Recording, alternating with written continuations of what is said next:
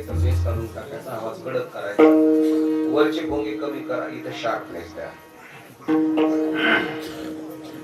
श्री गुरु चरण सरोज रजनी जमन मुकुर सुधारी बरणो रघुवर विमल जशु जुदायक फलचारी बुद्धिहीन तनु जानिके सुमिरो पवन कुमार बल बुद्धि विद्या देहु मोहे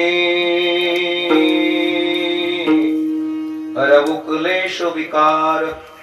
गुरुर्ब्रह्मा गुरुर्विष्णु गुरुदेवो महेश्वरः गुरुर साक्षात परब्रह्म तस्मै श्री गुरुवे नमः. वसुदेव सुतं देवं कंसचाणूरमर्दनं देवकी परमानन्दं कृष्णो वन्दे जगद्गुरो. सर्वमंगल्ये मांगल्ये शिवे सर्वार्थ साधिके शरण्ये त्र्यंबके गौरी नारायणी नमस्तुते. शांताकारं भुजगशयनं पद्मनाभं सुरेशं विश्वाधारं गगनसदृशं मेघवर्णं शुभांगं लक्ष्मीकान्तं कमलनयनं योगिविध्यानगम्य वन्दे विष्णु भवभयहरणं सर्वलोकैकनाथं मनोजवं मारुततुल्यवेगं जितेन्द्रियं बुद्धिमतां वरिष्ठं वातात्मजं वानरयूथमुख्यं श्रीरामदूतं शरणं प्रपद्ये. कैलास राणा शिवचंद्रमौळी फणींद्रमाथा मुकुटी झळाळी कारुण्य सिंधो भव दुःखहारी तुझ वेण शंभो मज कोण तारी. सदा सर्वदा योग तुझा घडावा तुझे कारणी देह माझा पडावा. उपेक्षु नको गुणवंतानंता रघुनायका मागणे हेच आता. महायोग पीठे तटे भीमरथ्यं वरं पुंडरीकाय दातुं मुनीन्द्रे समागत्य पुष्पं तमानन्दकन्दं परब्रह्मलिंगं भजे पांडुरंगं. पांडुरंगा करू प्रथम तुम्हाला नका देऊ, तुम्हाला यांना विको काय द्यायचा मला गाता अजिबात येत नाही, मी गाणार अजिबात नाही. पांडुरंगा करू प्रथम नमन दुसरे चरण संताचिया त्यांच्या कृपा दाडे कथेचा विस्तारू बाबाजी सद्गुरु दास तो का. चाले हे शरीर कुणाची या सत्ते कोण बोलते हरिवीण देखवी ऐकवी एक नारायण तयाचे भजन चुकू नको. वृक्षाची पाने हलेजाची सत्ता राहिली अहंता मग कोठे. माणसाची देव चालवी अहंता आपणची किंवा मीच एक करता म्हणू नये. देखवी ऐकवी एक नारायण तयाचे भजन चुकू नको. तुका म्हणे विठू भरलास बाह्य तया उणे काय चराचरी. देखवी ऐकवी एक नारायण तयाचे भजन चुकू नको. प्रस्तुत कीर्तनाच्या सेवेकरता निवडलेला अभंग जगद्गुरु जगतवंदनीय संत श्रेष्ठ तुकोबरायांचा बहुतेकांच्या परिचयाचा अखंड हरिनाम सप्ताह श्री संत जगद्गुरु तुकाराम महाराज गाथा पारायण सोहळा परमपूज्य आदरणीय हरिभक्ती परायण अण्णा तथा गुरुवर्य तुळशीरामजी महाराज काकडे यांच्या पुण्य स्पर्शानं यांच्या आशीर्वादानं चालत असलेला पुन्हा हरिभक्तीपरायण परमपूज्य आदरणीय शशनारायण महाराज काकडे श्री क्षेत्र पैठण तुकाराम महाराज संस्थान पैठणकर यांच्या कुशल मार्गदर्शनानं हरिभक्तीपरायण परमपूज्य आदरणीय गुरुवर्य मस्के गुरुजी यांच्या प्रेरणेनं व तसेच हरिभक्तीपरायण परमपूज्य आदरणीय तुळशीराम महाराज दाभाडे या ठिकाणी उपस्थित मृदुंगाचार्य मृदुंगालंकार मृदुंगातले पुष्कराज महाराज मागे पुढे उभा आहे संभाळित आलिया अगात निवाराया. मग गजानन महाराज मुळक असतील, कृष्णा महाराज असतील, अधिक करून माय बापांनो समस्त ग्रामस्थ भजनी मंडळ असेल. या ठिकाणी विलासराव महाराज देशमुख असतील, पुन्हा कृष्णा महाराज असतील, तुळशीराम महाराज असतील, हरिभक्तीपरायण शिवाजी नाना दाभाडे असतील. ज्यांच्या घरामध्ये आपण महाप्रसाद श्रवण केला असे बोलते दादा, संपूर्ण महाराज मंडळीची भोजनाची व्यवस्था अतिशय उत्तम केली. गल्लीत गेलो, सडा रांगोळी संवर्जन, देवे पहा, हे देवे पहा. लख पडला होता प्रकाश देवट्या मशालीचा.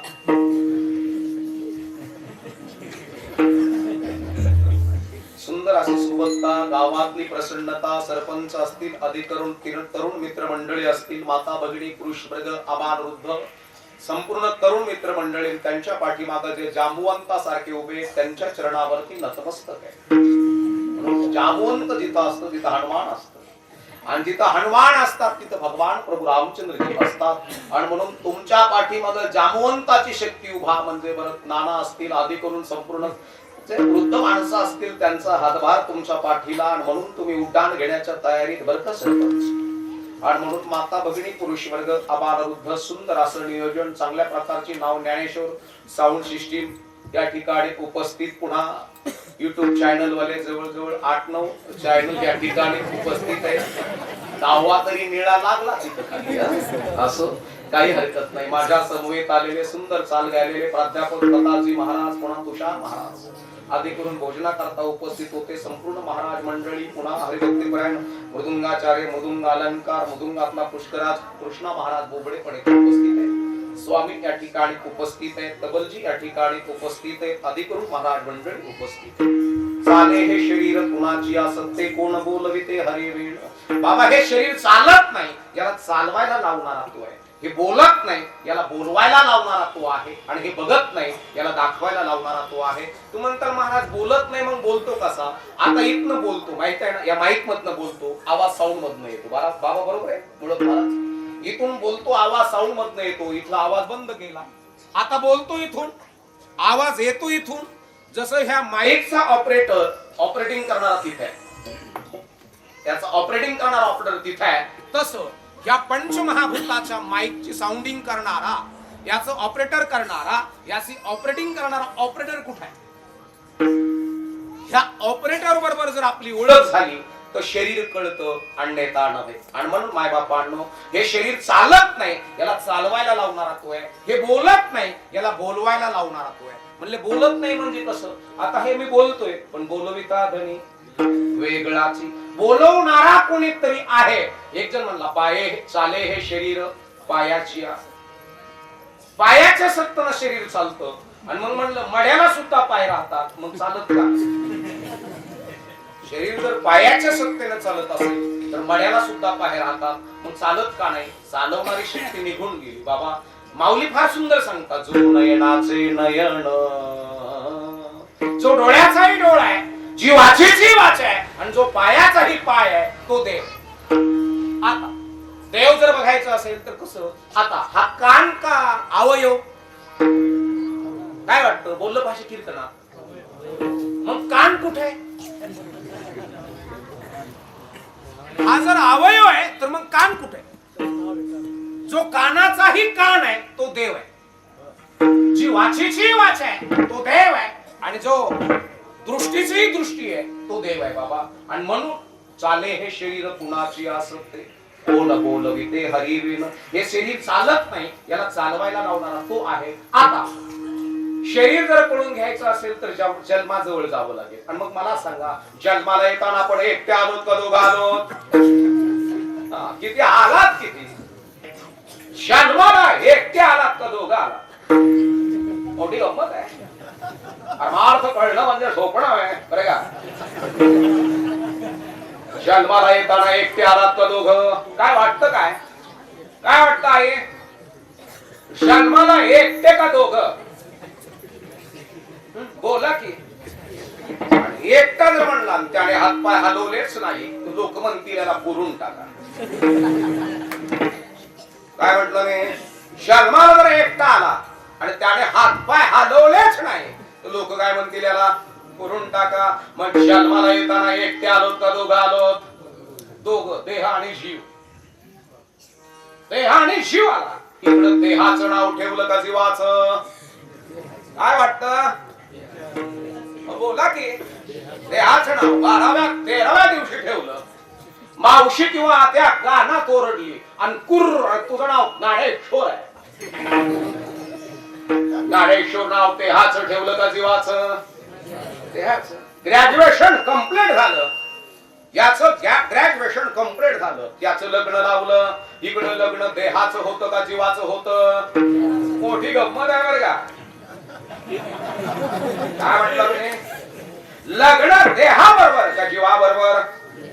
देहाबरोबर. माझा आणि माझ्या पत्नीचा संबंध देहाबरोबर आला का जीवाबरोबर आला? नाते संबंध देहाला चिकटले का जीवाला चिकटले? Back thinking, back culture, back life. तुमची विचार प्रणाली, तुमचं राहणीमान, तुमचं दैनंदिन जीवन, याला अध्यात्म म्हणावं, याला फिलॉसॉफी म्हणावं, याला तत्वज्ञान म्हणावं. म्हणून चाले हे शरीर कुणाची असते, कोण बोलविते हरी विण. हे चालत नाही, त्याला चालवायला लावणारा तो आहे बरं का. तो म्हणजे कोण? अखिल कोटी ब्रह्मांडाचा नायक. माय बापांनो, हे बोलत नाही, याला बोलवायला लावणारा तो आहे. मग चालवणारा, बोलवणारा, ऐकवणारा, पचवणारा, खाल्लेलं पचत का पचवणारा कोणीतरी आहे. त्याच्या बरोबर माझी ओळख आहे का? त्याच्या बरोबर मी बोललोय का? कधी बोललोय का? आणि तो बोलतो का? त्याच्या बरोबर बोललात का? आणि बोलला असाल तर तो तुम्हाला काय बोलला? माऊली फार सुंदर सांगतात. मी त्याच्या बरोबर बोललो, ऐक ना सजणे, ऐक ना. सजणे म्हणले सजणे, ही सजणी नाही ना. माऊलीची मैत्रीण वेगळी आहे. आणि कर्तबगार पुरुषाला दोन पत्नी असतात, एक अदृश्य असते आणि एक दृश्य असते. कर्तबगार पुरुषाला दोन पत्नी असतात, एक दृश्य असते आणि एक अदृश्य असते. माऊलीची पत्नी म्हणजे बुद्धिरूपी मैत्रीण. आणि ह्या बुद्धिरूपी मैत्रिणी बरोबर ते संवाद साधायचे. अगं ऐकणा साजणे, अगं सजणे, हे सजणे. आपली सजनी नाही, आपली सजनी म्हणजे सजणे ग. अच्छा बोललो मी ओ ओ, काय जादू केली. त्यावेळेस तुम्हाला सांगत त्यावेळेस वागायचं. सजणे ग भुललो मी, काय जादू केली. तू घरात आली, म्हातारा म्हातारी मेली. या शेवडीच्या चिपडीची, तिला चिपडी येतात तर नाकात लाचकंदानी शंभूर काढावा.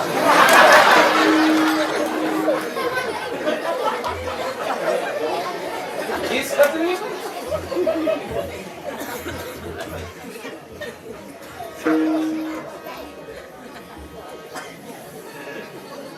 बाबा, माऊलीची सजनी वेगळी आहे. माऊलीची सजनी म्हणजे बुद्धिरूपी मैत्री. मी जिथं भोजन केलं ना, बोलते जिथं पंचायत नव्हतं, परमपूज्य आदरणीय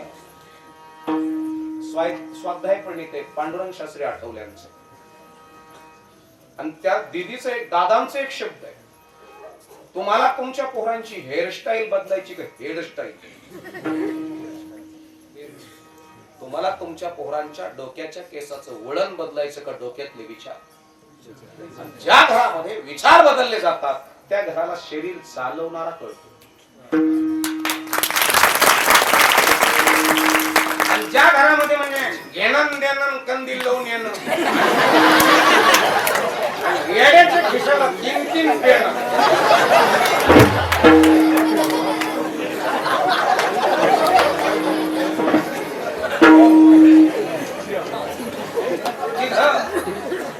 माय बापांना एक तर शरीर कळलेलं नसतं. ज्याला शरीर कळलं ते कधी हो म्हणत नाही.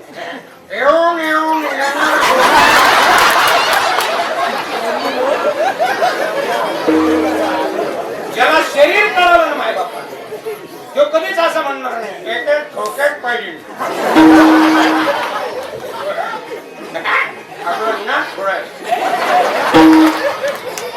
ज्याला शरीर कळलं तो कधीच म्हणणार नाही माय बापा. म्हणून आमच्या घरामध्ये विचार प्रणाली, आमच्या घरामध्ये योग्य आहार. बाप चुकला तर पोराला बघावं लागतं बरं का ब्लड मधले कंटेंट. बाप जर मावा खाऊन थुकत असेल, बाप जर गोवा खाऊन थुकत असेल, बाप जर प्रत्येक वेळेस जर नशा करत असेल, चुकलं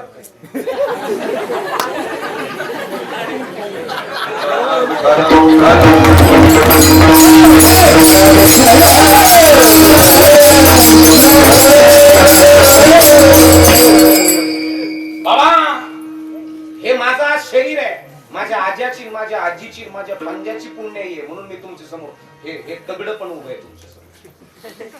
कारण की 7 पिढ्याचं पुण्य लागतं, त्यावेळेस धष्टपुष्ट कुलवान गुणवान सिलवान ब्रिलियंट आणि शार्प पोरं घरामध्ये जन्माला येतात. परमार्थ म्हणजे भोळ्याचा भागर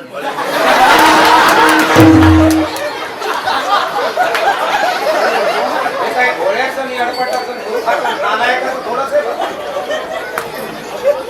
इथं ब्रिलियंट माणसाचा परमार्थ आहे, ज्या घरामध्ये शार्प आहे, ज्या घरामध्ये बुद्धी सुचित आहे, ज्या घरामध्ये काम पावित्र्यता आहे, ज्या घरामध्ये सुचिर होत आहे, त्या घरामध्ये शून्यातून विश्व निर्माण पूर्ण करणारा जन्माला येत असतं. म्हणून शरीर चालवणारा कळू द्या, आणि ज्या घराला शरीर चालवणारा कळाला त्या घराला शरीर कळा.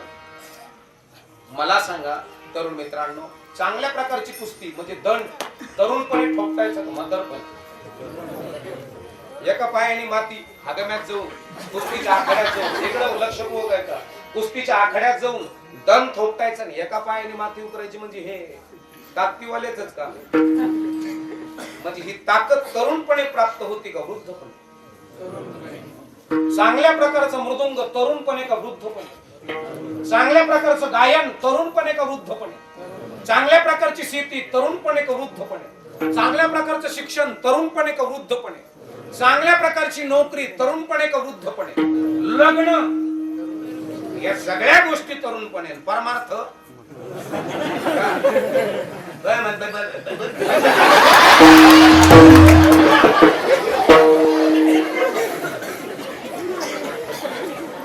परमार्थ कारण काका गळून गेले, मग बाबा म्हणायचं, मग म्हणायचं मला दिल्ली दे.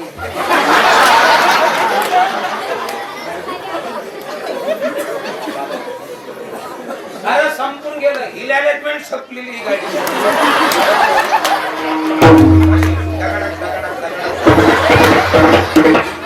दोन हातात काठ्या आणि 15 फुटाला त्याला 30 मिनिटं लागत. 15 फूट गाडी सर, आणि मग बाबा जवळ यायचं, मग म्हणायचं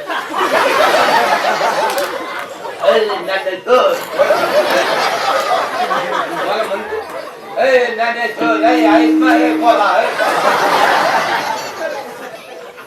काय भानगड आहे? मला मार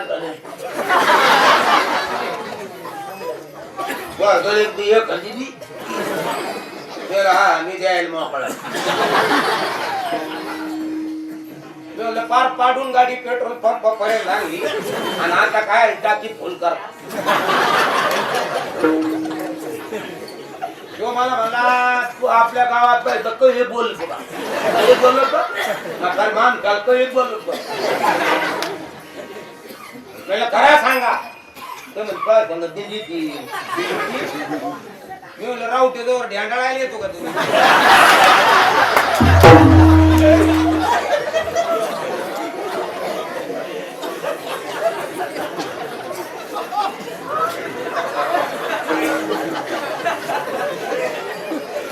चिंडीची वाटर तुला काटे खाल्ले तर पाचायचं नाही, आवकाळी यायला बसला.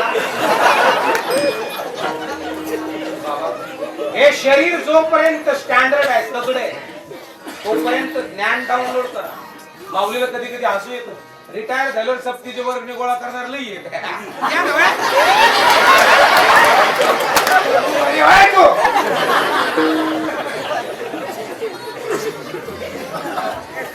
भाग्यवंत प्रमाण अपेक्षित आहे मला इथं. ज्याने तरुणपणे परमार्थ केला, वृद्ध झाला, त्याच्या पायावर न सांगता वाका, न सांगता वाका. पण ज्याने तरुणपणे काहीच केलं नाही, आणि तेव्हा 80 वर्षाचा आहे, तुम्ही गपक्यान जाऊन का पाया पडता? कोणास का पाया का पडता? त्याच्या आणि दोन गोष्टी समोर माणसाने झुकलं पाहिजे. एक तर शक्तिशाली माणसाच्या पुढे झुकतातच माणसं, आणि एक तर ज्ञानापुढे माणसं झुकतात. हे लक्षात ठेवा. म्हणून ज्ञान जरी डाउनलोड करायचं ठरलं, तू म्हणता माईक जवळ जाऊन बोला, एरती माईक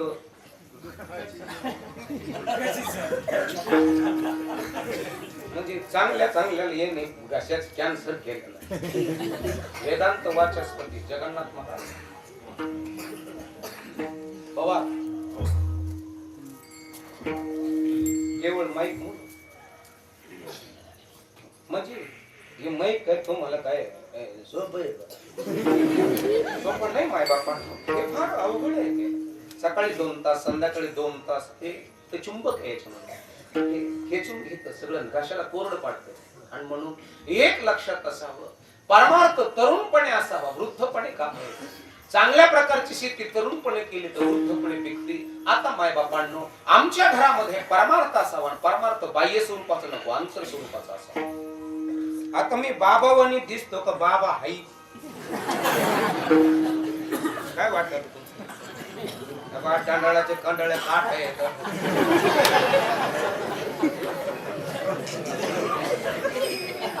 ऊपर न विकास आहे, सगळ्याला कांजी केलेली. म्हणजे महाराज कृष्ण महत्वाचं गाठणं, महाराज कृष्ण महत्वाचं नाहीये, महाराज घटणं फार महत्वाचं आहे. वारकरी देशण महत्वाचं गाठणं, हो वारकरी देशण महत्वाचं नाही, वारकरी असणं फार महत्वाचं आहे. वारकरी मे वारकरी नाथा घरचा, वारकरी नाथाच्या घरचे, उलटीच खोड पाण्याला मोठी लागली तहान. हो वारकरी दिसणं नाही, असणं फार महत्वाचं आहे. पतिव्रता दिसणं महत्वाचं का असणं? काय वाटतं आई? पतिव्रता दिसणं महत्वाचं का असणं? बोला आता बाई बोला ना. पतिव्रता दिसणं महत्वाचं का असणं? असणं. आणि हे असणं करण्याकरता कभी तो हमने हमारे अंतर्मन में झांक कर देखा है क्या, मैं कौन हूँ, मुझे क्या करना चाहिए और मैं क्या करता हूँ. चाले हे शरीर गुणाची आस, जन्माला येताना एकटे आलात का दोघं तर दोघं आलात. माझ्या पत्नीचं लग्न देहाचं झालं का जीवाचं झालं तर देहाचं झालं. तुमच्या आमच्या घरामध्ये देहाला किंमत आहे का जीवाला किंमत आहे? किंमत कशा? देहाला किंमत आहे, जीवाला किंमत नाही. आणि मग बाबा ज्याला किंमत आहे तो कसा आहे?